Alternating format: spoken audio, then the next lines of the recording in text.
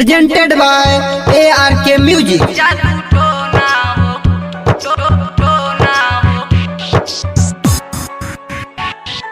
DJ Amit Tiwari अपहर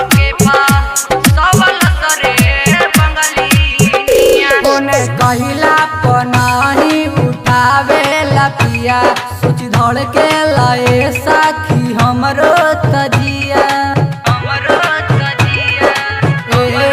पिया कहिला पनाही उठावे लपिया सोच धड़ के लाए साखी हमरो तजिया लागे मिल गईले उनके सब तीनिया रे सब तीनिया जादू तो ना हो पके पा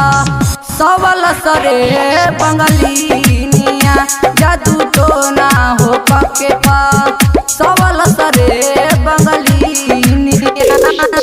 DJ Amit Tiwari Aphar presented by ARK Music।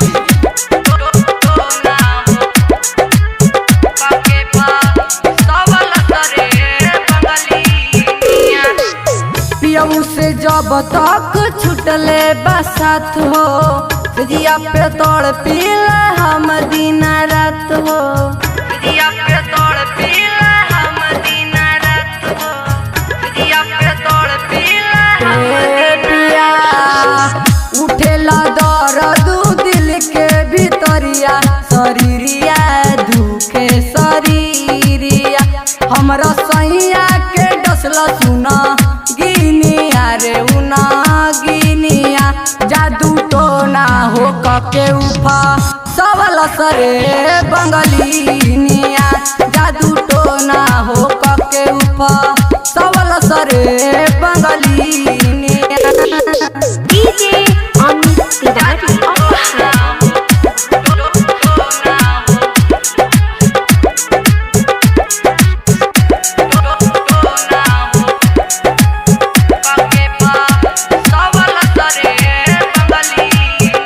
सैया शुभम बारे हमारा ना पास हो